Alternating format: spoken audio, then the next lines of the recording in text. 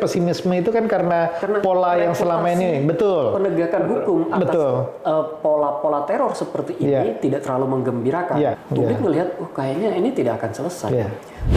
Nah, artinya Pak Prabowo juga harus bisa menunjukkan bahwa ini bukan komando dari saya, dan begitu bukan komando dari saya, harus saya hukum.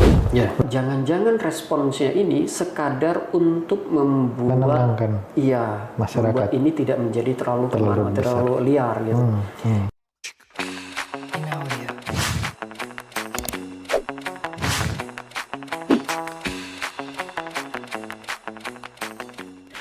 Hai Sobat Politician Academy, bertemu lagi dalam segmen Kata Pande, kolaborasi antara Politician Academy dan Drone Emprit bersama saya, Bogas Chandra, dan sahabat saya, Mas Nova Mujahid.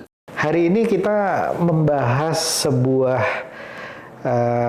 peristiwa yang terjadi kurang lebih sekitar bulan lalu, Mas Nova. Ini menjadi perhatian publik tentang penyiraman air keras terhadap aktivis Kontras, Mas Andri Yunus. Nah, tentu saja masalah sudah terjadi, peristiwanya sudah terjadi, tetapi kemudian publik ingin tahu atau muncul permasalahan terhadap penyelesaian masalahnya seperti apa, investigasinya, proses hukumnya bagaimana. Ini saya lihat masih menjadi pembicaraan publik yang cukup ramai ya, Mas Nova. Jadi kita pengen tahu nih dari Drone Emprit melihat bagaimana interaksi netizen, bagaimana respon netizen terhadap kasus ini, bagaimana, Mas Nova? Iya, pada 12 April kemarin, 12 Maret kemarin. 12 Maret. Aktivis Kontras Andri Yunus diserang, disiram dengan air keras ketika dalam perjalanan, dan itu tentu saja langsung membuat publik terhenyak karena serangan seperti ini sudah terjadi beberapa kali, dan salah satu aktivis yang juga mendapatkan serangan serupa adalah Pak Novel, Pak Novel Baswedan, betul. Dan sama menggunakan air keras, dan yang diserang ketika di jalan gitu, dan yang diserang adalah mukanya. Saat ini kalau kabar yang didapatkan, Pak Andri Yunus itu matanya, kalau tidak salah sebelah kanan matanya cacat permanen, tidak bisa melihat sama sekali. Dan ini mengkhawatirkan tentu saja bagi publik secara umum, terlebih lagi bagi para aktivis HAM, demokrasi, aktivis korupsi, aktivis di Indonesia secara umum. Karena adanya penyerangan ini, orang berduga-duga jangan-jangan ini merupakan indikator terjadinya upaya pembungkaman. Jadi kalau pada Pak Novel itu indikator untuk mencegah atau membuat KPK menjadi agak melemah kayak gitu. Kalau ini pembungkaman atau upaya untuk mengurangi aktivitas kritik kepada pemerintah. Pemerintah atau militer? Suatu bagian. Pemerintah secara umum. Baik. Dampaknya tidak hanya kepada aktivis Kontras yang Andri Yunus ini cukup keras dia berbicara tentang militerisme. Dan baru saja dia akan diserang setelah mengisi podcast tentang remilitarisasi di Indonesia, kayak gitu. Tapi ini dibaca oleh publik sebagai upaya tidak hanya pada Andri Yunus, tapi juga aktivis secara umum, aktivis HAM, aktivis korupsi, aktivis demokrasi, kayak gitu. Percakapan tentu saja menjadi sangat tinggi pada hari-hari pertama serangan ini dilakukan. Catatan kami ada lebih dari 39.000 percakapan di semua kanal. Dan lagi, TikTok menjadi salah satu kanal yang memiliki engagement paling tinggi dari semuanya. Tapi yang menarik nanti, kalau kita lihat di TikTok, dibandingkan dengan kanal-kanal media sosial lainnya, TikTok ternyata cenderung lebih positif. Artinya lebih optimis. Bukan terhadap kasusnya, tetapi lebih banyak memberikan dukungan kepada Pak Andri Yunus dalam hal mendoakan agar cepat selesai, kasusnya bisa diselesaikan dengan baik dan seterusnya. Jadi kalau nanti dilihat di sentimen itu kelihatan TikTok lebih positif, tapi positifnya itu pada Andre Yunus kayak gitu. Berbeda dengan di kanal-kanal media sosial lainnya yang langsung orang itu melihat adanya permasalahan di negeri ini, adanya permasalahan dan memprediksi ke depan jika ini tidak terlihat, jika pada kasus ini tidak terlihat ada upaya sungguh-sungguh pemerintah untuk menyelesaikan kasusnya dan membongkar siapa aktor intelektualnya, ini adalah presiden buruk untuk demokrasi ke depan. Betul. Itu banyak sekali disampaikan pada kanal Twitter yang percakapannya lebih dari 10.000, juga sama dilakukan di kanal YouTube yang percakapan pembahasannya, produksi konten di YouTube itu lebih dari 2.000. Begitu juga di kanal Facebook yang lebih dari 1.000 pembahasan seperti itu. Jadi otomatis ini menjadi perhatian semua pihak, Pak Bonggas. Lalu kalau kita lihat memang di kanal Instagram tidak terlalu banyak yang berbicara tentang Andre Yunus. Saya tidak terlalu mengerti kenapa di Instagram lebih sedikit tinggi percakapannya. Jangan-jangan karena memang di Instagram isu ini tidak terlalu menjadi perhatian karena tidak terlalu didorong isu ini di kanal Instagram. Kayak gitu. Tapi saya tidak bisa bicara lebih jauh Pak Bonggas karena itu butuh analisa lebih dalam lagi kenapa bisa seperti itu. Nah, karena media sosial, karena aktivis berbicara dan semua perhatian publik tertuju pada Andre Yunus di awal-awal, di pekan pertama kejadian ini berlangsung, media pun jadinya mengawal kasus ini.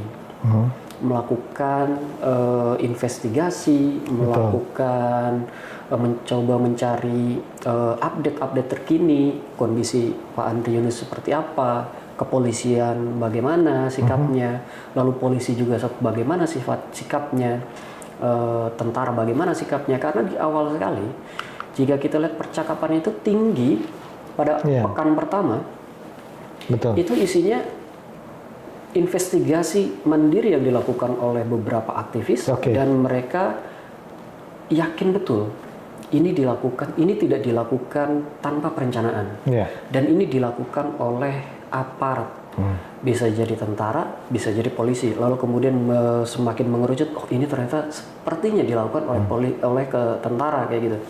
Dan kemudian beberapa hari kemudian tentara TNI mengumumkan bahwa mengakui ada 4 anggota TNI yang terlibat dalam kasus ini. Percakapan kemudian cenderung menurun sangat tajam, terutama karena kita menghadapi hari besar. Ada Lebaran dan kemudian setelah itu ada sedikit naikkan update tentang apa yang dilakukan oleh TNI, ada pelimpahan berkas yang dilakukan oleh Polri kepada TNI dan seterusnya. Tetapi tampaknya pembahasan tentang Andre Yunus ini tidak lagi setinggi di pekan-pekan pertama. Jadi perhatian publik sedikit menurun sampai kita lihat pekan terakhir ya Pak Bonggas, itu ada sedikit kenaikan karena kemudian ada perkembangan baru. Ada perkembangan bahwa ada ketidakpuasan publik. Ketika kasus ini diserahkan kepada peradilan militer untuk diselesaikan di peradilan militer kayak gitu. Publik melihat ini bermasalah nih. Karena ketika diberikan ke peradilan militer, maka dikhawatirkan tidak terbuka, transparansinya kurang, lalu ada upaya untuk menutup-nutupi, lalu jangan-jangan juga aktor intelektualnya tidak akan diusut, dan seterusnya. Banyak sekali publik yang menilai ini harusnya diselesaikan di peradilan sipil atau peradilan umum kayak gitu. Jadi kenaikannya itu karena itu. Secara umum perhatian publik sudah beralih setelah Lebaran itu. Jadi tidak lagi ke Andri Yunus secara khusus, tapi juga ke ada BBM, ada permasalahan Iran kayak gitu. Geopolitik. Ada permasalahan geopolitik, banyak sekali permasalahan. Ada permasalahan MBG juga baru saja terjadi dan seterusnya. Iya. Jadi banyak sekali perhatian politik. Tapi jika kita lihat trennya, besar kemungkinan isu ini akan kembali diangkat oleh publik. Diangkat kembali. Iya. Ya. Nah, kalau kita lihat sentimennya secara umum, Pak Bonggas, seberapa puas publik atas penanganan kasus ini? Betul. Kelihatan lebih dari setengah pembahasan tidak percaya. Oke. Pesimis, negatif, betul. Gitu. Sebetulnya kalau kita lihat pesimisme publik ini, memang kita lihat tren dari kejadian-kejadian sebelumnya yang kita lihat tidak terungkap. Ya mulai dari kasus Munir, kasus Pak Novel gitu ya, dan ya kita harapkan yang ini bisa terbuka. Tapi maksudnya pesimisme itu kan karena pola yang selama ini, betul. Penegakan hukum atas pola-pola teror seperti ini tidak terlalu menggembirakan. Sehingga pesimisme itu saya kira masih masuk akal. Publik melihat, kayaknya ini tidak akan selesai. Jangankan mungkin akan sampai ke pengadilan, akan ada hukuman, tetapi siapa orang di belakangnya? Dalangnya siapa? Aktor intelektual itu nggak pernah sampai ke situ, betul. Itu tidak akan terjawab. Publik pesimis di situ. Dan tentu saja jadinya kalau kita lihat kanal Twitter dan kanal Facebook adalah dua kanal dengan sentimen negatif tertinggi terhadap kasus Andri Yunus ini. Media online juga sebenarnya cukup banyak menaikkan berita-berita yang bernada negatif. Negatif itu artinya pesimis pada pengungkapan kasus ini. Lebih banyak dilihat dari pemilihan siapa yang diwawancara gitu ya, siapa yang dikutip dan seterusnya. Jadi seperti itu. Berbeda sekali ketika kita lihat di TikTok. Tadi seperti saya sampaikan Pak Bonggas, di TikTok itu banyak positif, lebih banyak optimis, tetapi bukan pada penegakan hukumnya, tetapi kepada simpati publik kepada korban. Jadi agak berbeda nih. Kalau Facebook dan Twitter orang melihat permasalahan hukumnya, pada TikTok orang melihat pada permasalahan kemanusiaannya. Jadi agak-agak beda tuh sudut pandang netizen di media sosial. YouTube cenderung lebih optimis, lebih lebih rata gitu antara negatif dan positif, karena YouTuber banyak membahas ini secara komprehensif dari depan sampai belakang kayak gitu. Perlu diingat juga tagar ada beberapa percakapan yang sebenarnya membuat saya bertanya-tanya. Di Twitter itu kencang sekali tagar yang isinya mengapresiasi TNI. TNI profesional misalkan. Atau TNI respons cepat, TNI transparan kayak gitu. Itu membuat kami bertanya-tanya. Tentu saja apa yang dilakukan oleh TNI itu harus patut diapresiasi. Dan didorong untuk terus transparan. Betul. Gitu ya. Tetapi juga kami melihatnya atau publik melihatnya dengan menggunakan tagar-tagar seperti ini, apakah TNI sedang mencoba mengkonten agar permasalahan ini tidak langsung berdampak kepada TNI, tapi dia selesai di para penegak para pelaku yang sekarang sudah diungkap. Kira-kira seperti itu. Jadi publik banyak yang bertanya-tanya, apakah ini upaya untuk membuat impunitas pada TNI terus dijaga kayak gitu. Karena transparansi itu menghendaki bukan saja datanya terbuka bagi publik, tetapi juga kenapa bisa seperti itu. Banyak yang mempertanyakan itu. Lalu jika kita lihat lagi bagaimana sih emosi publik dalam percakapan, akan kelihatan Pak Bonggas kalau doa empati, simpati kepada korban itu sangat tinggi. Yang pertama-tama disampaikan publik adalah semoga Pak Andri Yunus lekas sembuh. Semoga juga tidak terjadi teror-teror kemudian, teror-teror lanjutan berikutnya kepada para aktivis, kepada keluarga korban, kepada penegak hukum atau pengacara, kepada rakyat Indonesia secara umum. Betul. Karena polanya memang sebelum terjadi penyiraman air keras ternyata sudah ada intimidasi dan ancaman sebelumnya ya dilakukan. Nah, harapan ini ditujukan saya lihat tidak hanya diberikan kepada TNI tetapi pemerintah secara umum. Karena kemudian kasus Andri Yunus ini juga menjadi perhatian ketika ada salah satu unggahan dari LSM Magdalene yang menyoroti kasus ini, unggahannya di media sosial, hasil analisanya kemudian itu tidak bisa dilihat di Indonesia kayak gitu. Apakah sekarang sedang terjadi pembungkaman juga kayak gitu? Ini kemudian dipertanyakan lagi. Ini gimana sih sebenarnya apa yang terjadi? Jadi harapan publik adalah agar ini tidak terjadi. Transparansi terus didorong kayak gitu. Nah, dan sudah menjadi perhatian internasional juga ini. Betul, itu juga menjadi perhatian internasional. Joy di sini salah satunya adalah bahagia karena ini tidak lagi menjadi perhatian aktivis, tapi juga sudah menjadi perhatian presiden. Presiden bahkan mengutuk sudah keras. Bicara mengutuk keras. Betul. Wamenham juga menyatakan hal yang sama. Dan aparat penegak hukum saya kira sekarang sudah bekerja. Mereka mengapresiasi betul itu. Meskipun banyak juga yang bertanya-tanya. Kalau kita emosi lain nanti banyak yang bertanya-tanya.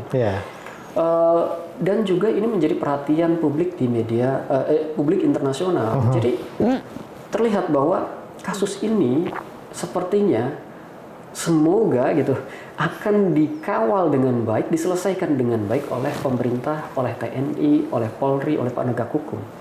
Seperti itu. Sekaligus juga publik juga agak marah tentu saja jelas dan ragu. Trustnya di sini negatif trust kebanyakan Pak Bonggas. Ragunya apa?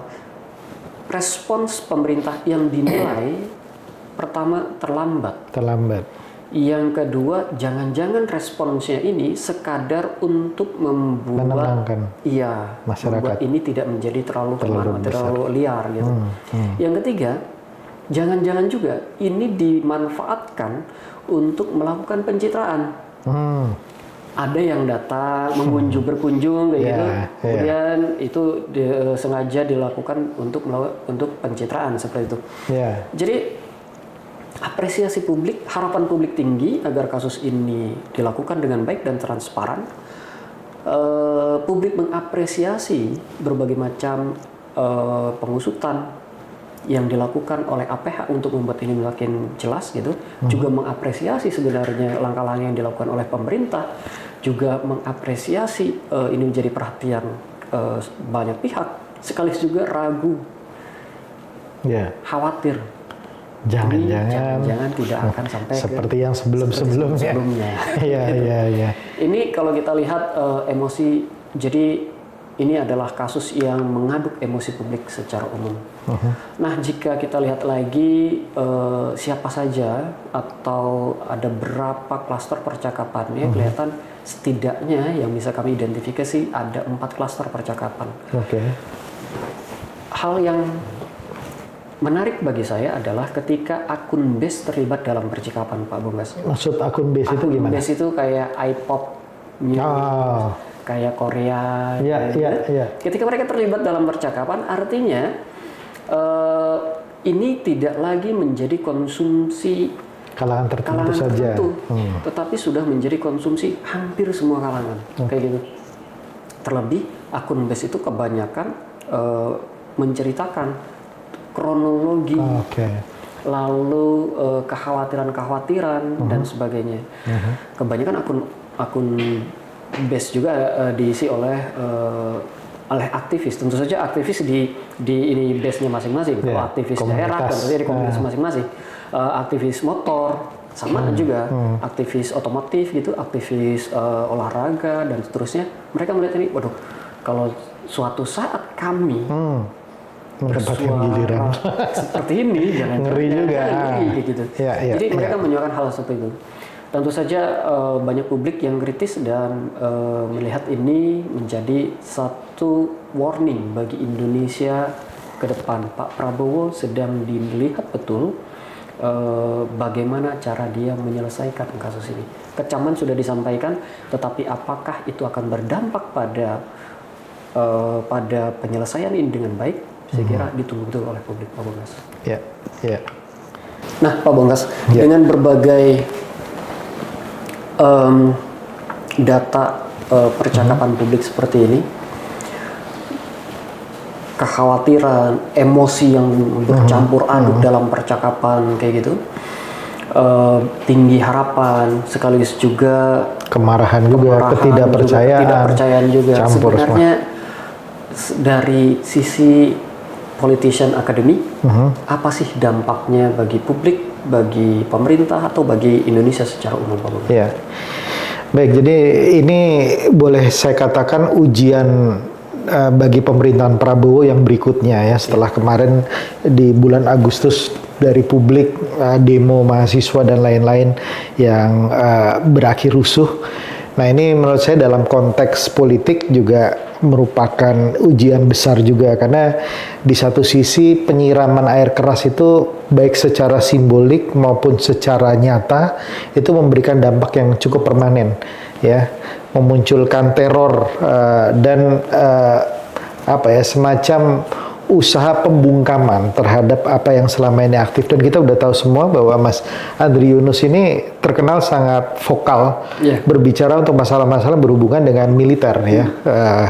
Undang-undang TNI yang kemarin revisi, kemudian di Vermont sempat protes gitu. Terus kalau nggak salah juga memberikan kesaksian untuk komisi fakta kejadiannya Agustus kemarin gitu ya, Agustus. Jadi tampaknya sudah betul-betul menjadi TO ya, target operasi dari pihak tertentu yang tidak suka dengan aksinya ini. Dan tentu saja ini kejadian ini ingin memunculkan efek jera ya, sehingga dampaknya bagi masyarakat sipil saya pikir nggak semua aktivis juga memiliki nyali sebesar Mas Andri Yunus ya, sehingga mungkin dalam jangka pendek ini akan menyempitkan ruang gerak aktivis untuk kemudian mereka lebih menahan diri mungkin gitu ya, atau kemudian wah jangan-jangan nanti begini gitu ya. Jadi ini efek terornya udah cukup berhasil kalau saya lihat gitu ya.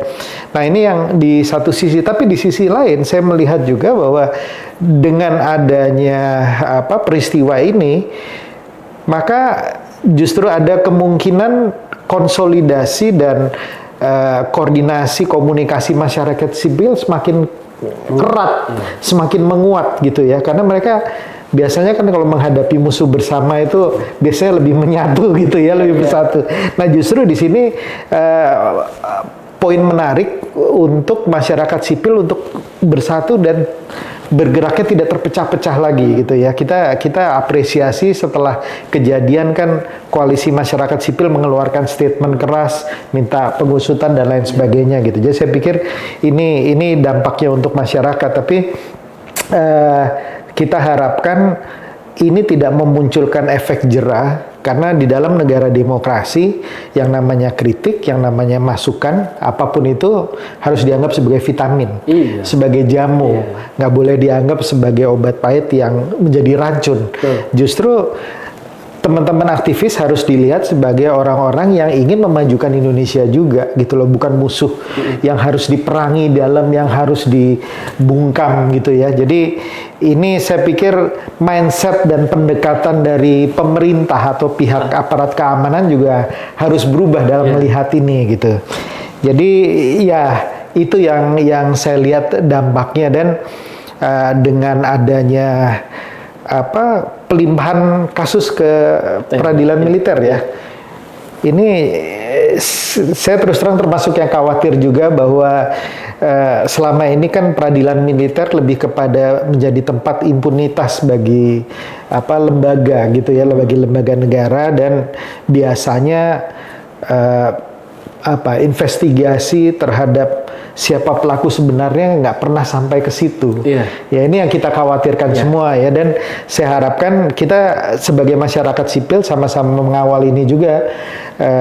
Mas Nova titip dengan teman-teman di masyarakat sipil untuk tidak gentar menghadapi ini gitu ya. Nah, terakhir mungkin kalau saya lihat bagi pemerintah Prabowo sendiri ini harus ada dua hal yang mesti dilakukan.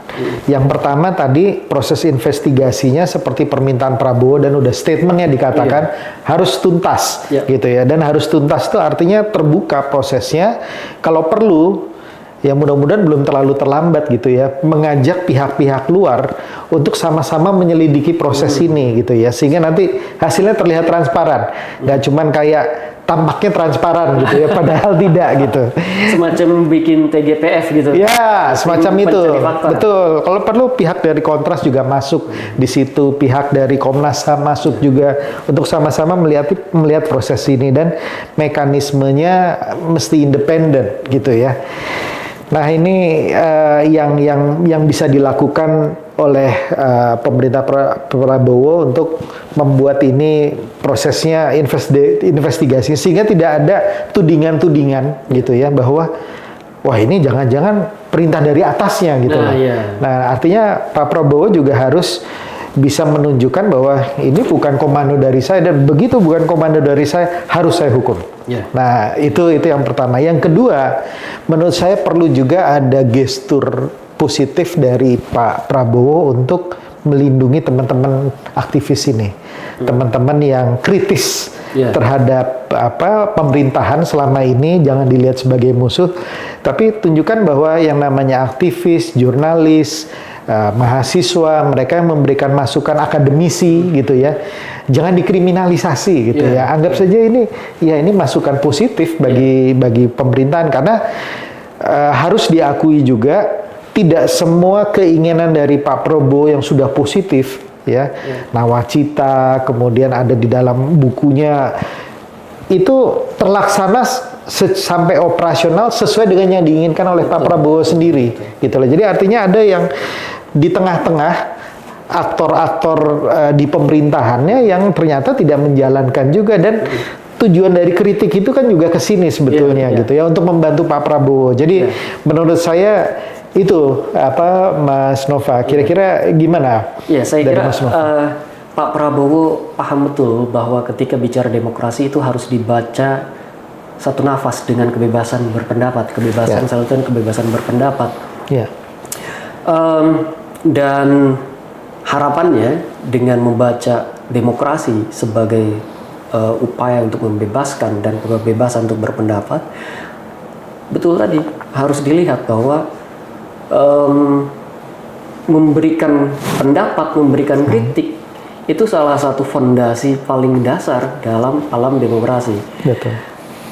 Di Yunani orang saling berbantah-bantah, sampai ketika ada demokrasi paling purba itu orang saling berbantah-bantah. Sampai sekarang berbantah-bantah kita bisa lihat di Amerika, kita bisa lihat di Eropa gitu, di ruang-ruang sidangnya. Kita harapkan juga, dan baik-baik saja.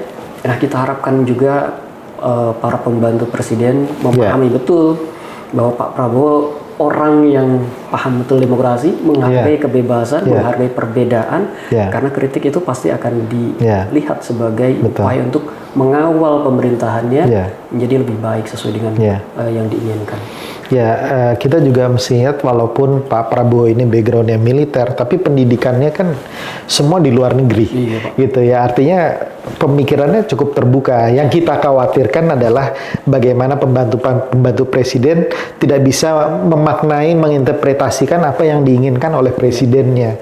Nah, inilah yang kita coba terus kritisi, dan mungkin kita berharap juga Mas Nova bahwa isu-isu besar yang muncul akhir-akhir ini seperti isu geopolitik, perang, gencatan senjata sekarang, BBM dan lain-lain, itu tidak menghapus isu ini. Betul, ya. betul. Jadi isu ini harus terus dikawal karena ini adalah bagian dari esensi demokrasi yang harus kita jaga semua, gitu ya, bagi masyarakat sipil. Ini adalah trial of demokrasi, Indonesian demokrasi.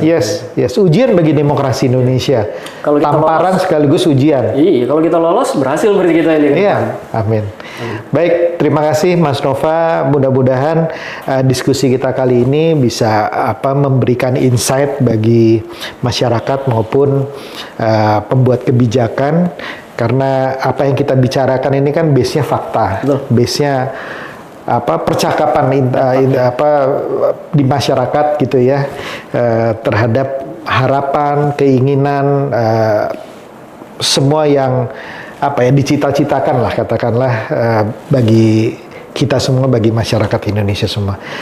Terima kasih Mas Nova untuk waktunya. Demikian Sobat Politician Academy edisi Kata Pade kali ini, semoga bermanfaat dan salam kebangsaan.